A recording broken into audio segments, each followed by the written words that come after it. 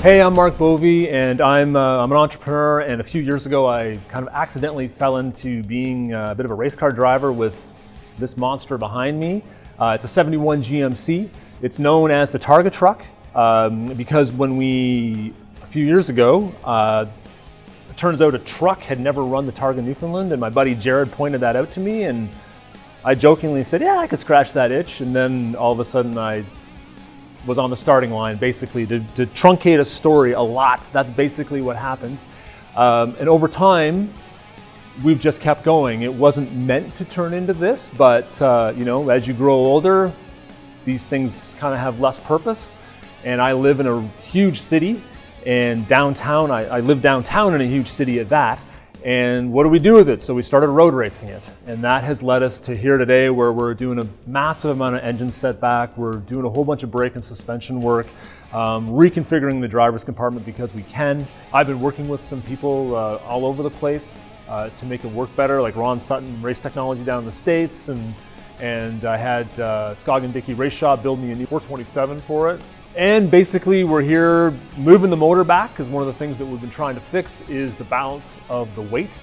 And it's a long bed truck, so there's obviously some issues with it. And the answer turns out to be that we just moved the engine back 18 inches and cut it all apart, trying to make this truck work as best as it can, given that it's a 1971 long box GMC truck that was never ever meant to do this. Like a truck!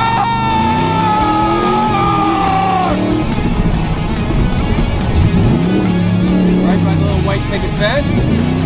That's the barn. That's those people on the right.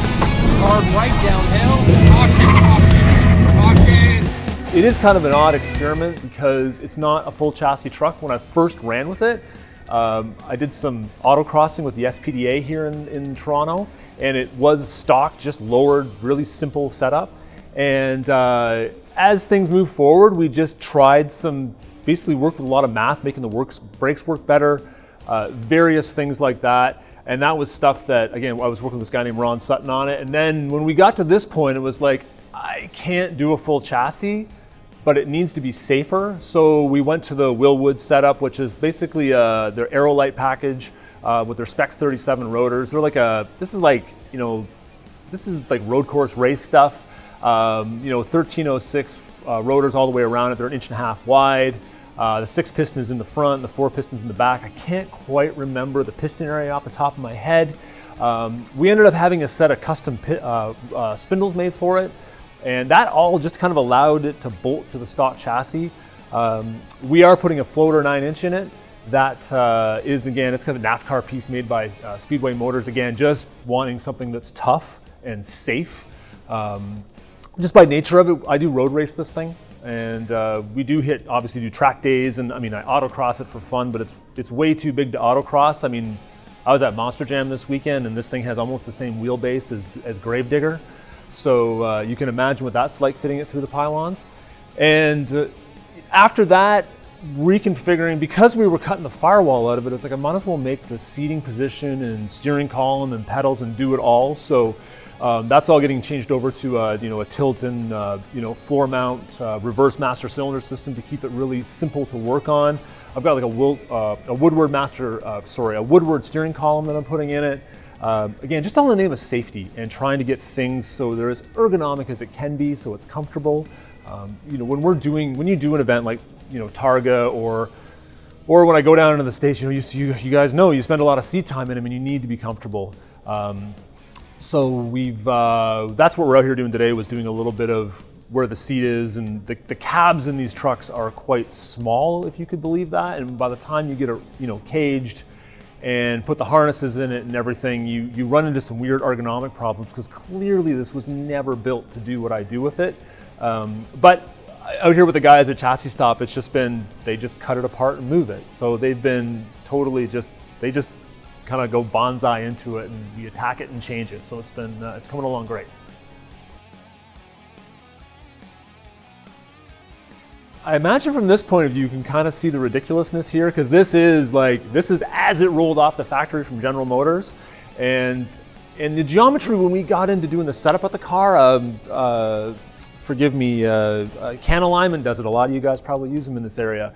And it was okay. Like he was actually said it's pretty good. So when we made the spindles, we did put some extra geometry in the spindles for the future chassis, but with some thinking in how ball joints and how the modular ball joint systems that you can get now, it just all bolted in. Like this is basically a kit we designed that bolts onto the factory components, and we didn't have to change a thing other than knocking the ball joints out of it. It will be going to a rack just because of the sway bars I want to put in it. I can't fit the sway bars and fit, you know, the 10-inch forge lines and all the tires and everything and make it fit. So a rack's going to clean up a lot of space for me, but that's just still coming here right now. A company down in Tennessee, No Limit, makes that stuff for me. And yeah, that's kind of basically what it is in the front. Obviously, the motor, moving the motor back has changed things quite a bit spatially, which is kind of going to work out handy for where I'm putting the rad and how I'm venting the rad. That made a lot of difference in the first generation of the truck. We were having some problems with, you know, setting it on fire, and we discovered that these trucks, because of the way they're built, they hold so much air under the hood and it just makes so much heat that we started doing all this venting and made like one of those GT40 hoods basically for it. So the new version of that is going to be a little more thought through, and I have this crazy CNR, I think they're called the PWR rad and oil cooler for it that we're going to get positioned in here pretty low and then try to vent it all at the top of the hood. Just it even changed the handling characteristics because basically this wing got perked into the front of it, and it completely changed how it turned in when we went and hit some track days with it. So yeah, it is just kind of this juggernaut of experimenting just to see what we can do, because a lot of people said we couldn't do what we do with this thing, and it's been very predictable to drive thus far. It's been a lot faster than anybody expected it. We don't know 100% why, other than we do try to think everything through when it comes to everything with the geometry of the brakes, working with the geometry we have, how to perfect it. We're not guessing. We know it's never 100% right. It's not like, this is not a race car, clearly, but we can make it better, and that's really just standard race car dynamics, applying it to what we know.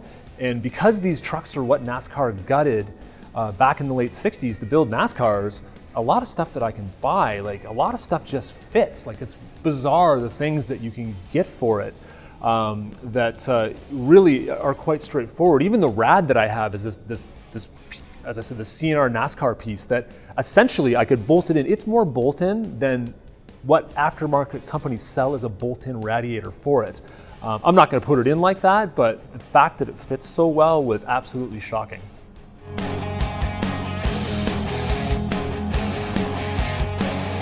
So when we get under it, we get to the sexy bits, the things that once we put the stock body on it that nobody's really going to see. But I mean, one of the big changes we made when we did the motor was I went to an AVA dry sump system. This is a stage, what they call a stage 3.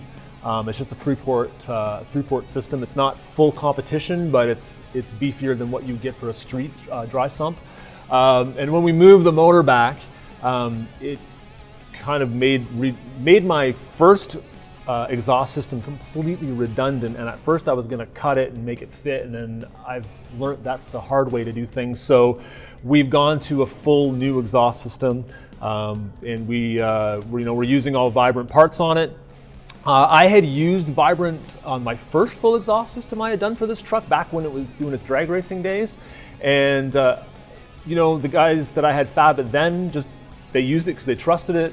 Some of the people who helped me here are Performance Improvements, and they've never had a problem with their products, and then I've never had a problem with it, and then the guys here at Chassis Stop use it all the time. So I don't need any better endorsement than that to keep using stuff, because I break things a lot with this thing, and I just try to find the components that are going to give me, keep me worry-free as I go through this.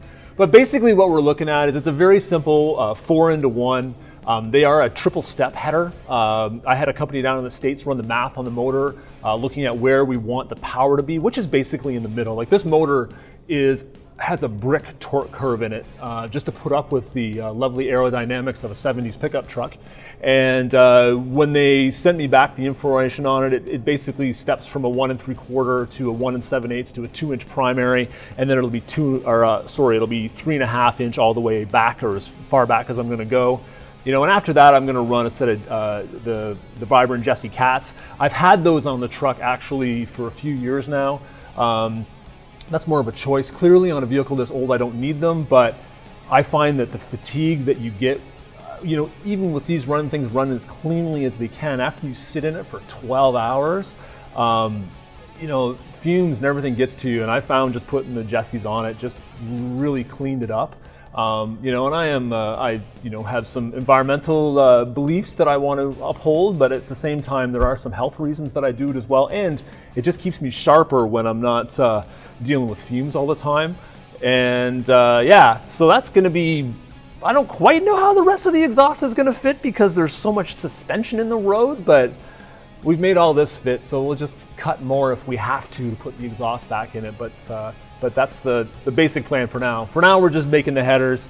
We're going to get it on the ground. I've got another local company. We're going to put like a Motec system in it and get it all rewired to make sure, again, it's just peace of mind for when I'm out with this thing. I do not have time to deal with it breaking because I got to drive it, crew it, fix it when I'm out with it.